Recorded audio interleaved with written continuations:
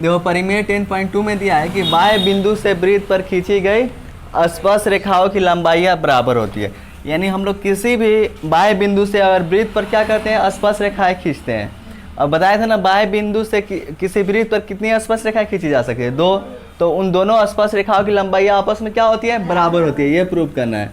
तो पहले देखो हम लोग क्या किए, एक वृत्त ड्रॉ कर लिए। मान लीजिए जिसका सेंटर क्या है, जिसका केंद्र O है। थ्योरम में बोला है कि बाह्य बिंदु से मान लिए कि वृत्त के बाहर एक बिंदु P ले लिए और P से 2 स्पर्श रेखाएं खींच दिया। एक इसको PQ ले लेते हैं और एक ठो PR।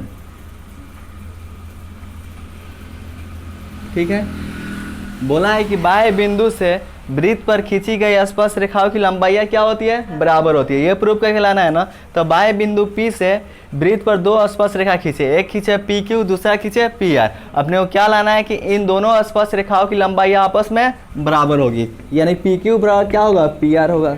ये तुमको प्रूफ करके लाना है, प्रूफ करके लाना है ना। तो लिखेंगे दिया है केंद्र O वाले वृत्त में बाह्य बिंदु P से 2 स्पर्श रेखाएं क्रमशः PQ तथा PR खींचा। यही नहीं खींचे हैं, तो जो काम किए हैं इसमें हम लोग वो लिख देंगे। हल देखो दिया है, क्या दिया है, तो केंद्र O वाले वृत्त में इस वृत्त का केंद्र क्या है, O है। केंद्र O वाले वृत्त में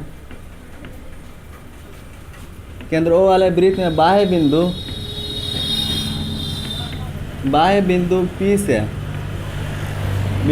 से 2 स्पर्श रेखाएं क्रमशः PQ तथा PR खींचा। 2 स्पर्श रेखाएं क्रमशः PQ तथा PR खींचा। क्या इसमें कोई दिक्कत है? देखो यही नहीं लिखा है कि दिया है केंद्र O वाले वृत्त में बाह्य बिंदु P से 2 स्पर्श रेखाएं क्रमशः PQ तथा PR खींचा। क्लियर है। अपने को प्रूफ क्या करना है कि दोनों स्पर्श रेखाओं की लंबाई बराबर होगी, PQ बराबर PR। सिद्ध करना है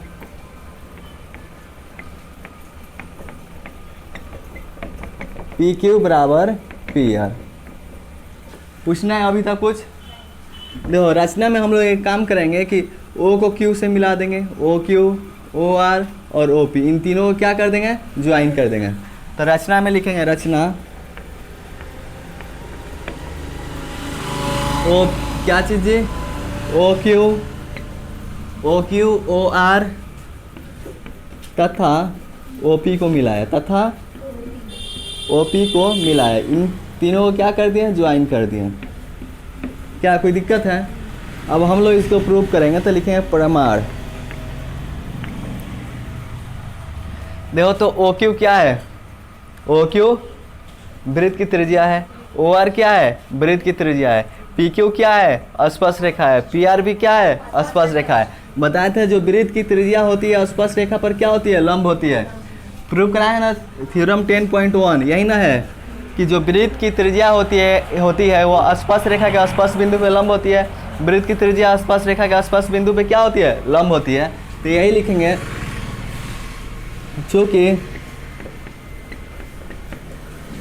OQ तथा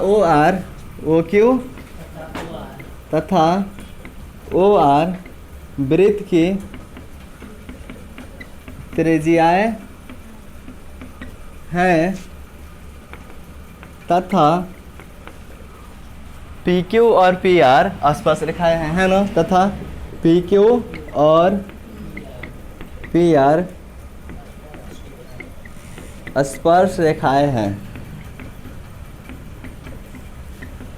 यहाँ से ये बात क्लियर है कि OQ और OR वृत्त की त्रिज्याएं हैं। तो जो वृत्त की त्रिज्या OQ है वो किस पे है, स्पर्श रेखा PQ पर। जो वृत्त की त्रिज्या OR है वो किस पे है, स्पर्श रेखा PR पर। तो जब OQ त्रिज्या है, PQ स्पर्श रेखा है, OR त्रिज्या है, PR स्पर्श रेखा है, ये सारा लिख दिए हैं। तो जो वृत्त की त्रिज्या होती है स्पर्श रेखा पे क्या होती है, लंब होती है। तो OQ किस पे लंब होगा, PQ पर होगा ना। देयरफॉर हम लोग लिख सकते हैं कि OQ परपेंडिकुलर होगा PR पर होगा, और तथा ओ क्यू भी क्या है, त्रिज्या, सॉरी ओ आर क्या है, त्रिज्या है, और पी आर क्या है, स्पर्श रेखा है। तो जो वृत्त की त्रिज्या ओ आर है वह किस पे परपेंडिकुलर होगा, स्पर्श रेखा पी आर पर। ठीक है,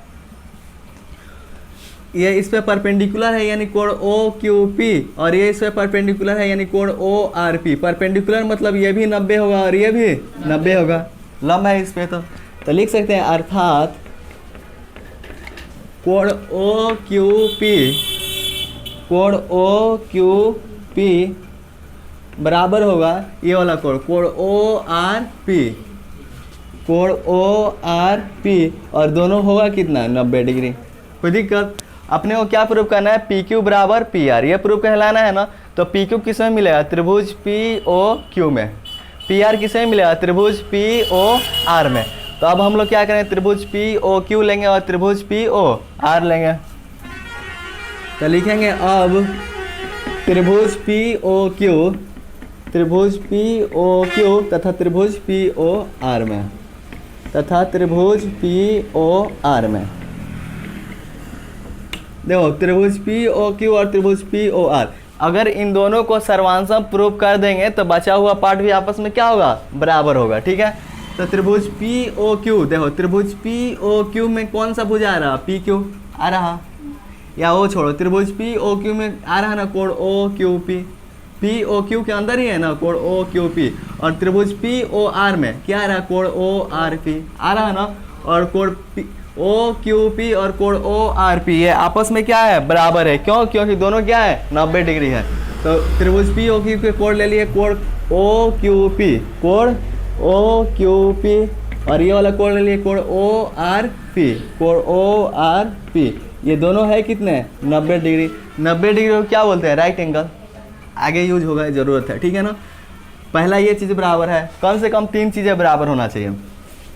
फिर दो त्रिभुज पी ओ क्यू, त्रिभुज पी ओ क्यू, त्रिभुज पी ओ क्यू में कौन सा भुजा आ रहा, पी क्यू, त्रिभुज पी ओ आर, त्रिभुज पी ओ आर में कौन सा आ रहा, पी आर, लेकिन ये तो अपने को बराबर लाना है, ये हटाओ, इसको बराबर लाना है। ठीक है, फिर देखो तो त्रिभुज पी ओ क्यू में कौन सा भुजा आ रहा, ओ क्यू, त्रिभुज पी ओ आर में कौन सा भुजा आ रहा, ओ आर। ओ क्यू और ओ आर आपस में क्या होंगे, क्यों, क्योंकि ये एक ही वृत्त की त्रिज्या है और वृत्त की त्रिज्या आपस में बराबर होती है। तो ओ क्यू बराबर ओ आर, ओ क्यू बराबर ओ आर। रीजन बताओ, वृत्त की त्रिज्याएं और वृत्त की त्रिज्याएं आपस में क्या होती है, बराबर होती है। ये मालूम है ना, क्या कोई दिक्कत है इसमें? दो फिर दो त्रिभुज पी ओ क्यू में कौन सा भुजा आ रहा, ओ पी, त्रिभुज पी ओ आर में कौन सा भुजा आ रहा, ओ पी, दोनों में सेम भुजा ओ पी आ रहा है ना, तो ओ पी क्या ओ पी के बराबर नहीं होगा, होगा ना। देखो त्रिभुज पी ओ क्यू के भुजा ले लिए ओ पी, फिर दूसरा त्रिभुज ले लिए P O R, P O R, इसमें भी भुजा आ रहा ओ पी, तो ओ पी के बराबर है ना। ये दोनों भुजा एक दूसरे में क्या है, कॉमन है, उभयनिष्ठ है ना। इसमें 3 चीज़ें बराबर हो गए ना, तो जब 3 बराबर हो जाते हैं तो ये दोनों त्रिभुज एक दूसरे क्या होते हैं, सर्वांशम। तो त्रिभुज पी ओ क्यू और त्रिभुज पी ओ आर, त्रिभुज पी ओ क्यू सर्वांशम होगा त्रिभुज पी ओ आर के। क्यों सर्वांशम होगा, तो इसका रीजन लिखेंगे। पहला एंगल क्या है, 90 डिग्री, राइट एंगल है ना जी।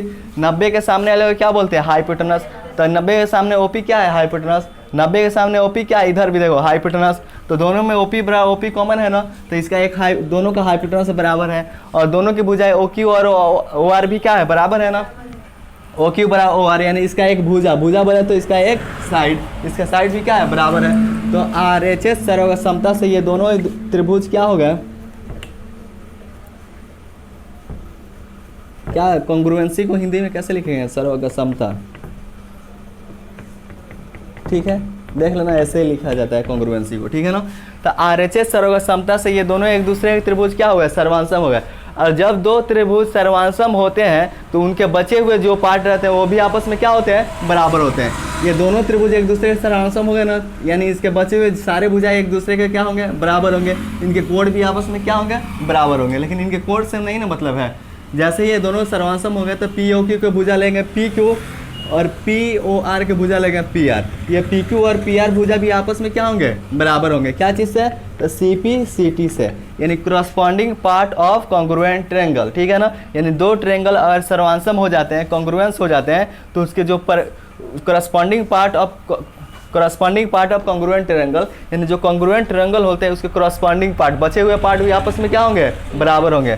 यानी पी क्यू बराबर पी आर लाना था, तो ये भुजा पी क्यू और पी आर भी आपस में क्या होंगे, बराबर होंगे। क्लियर है। और यही ना प्रूफ को हिलाना था, पी क्यू बराबर पी आर। आ गया।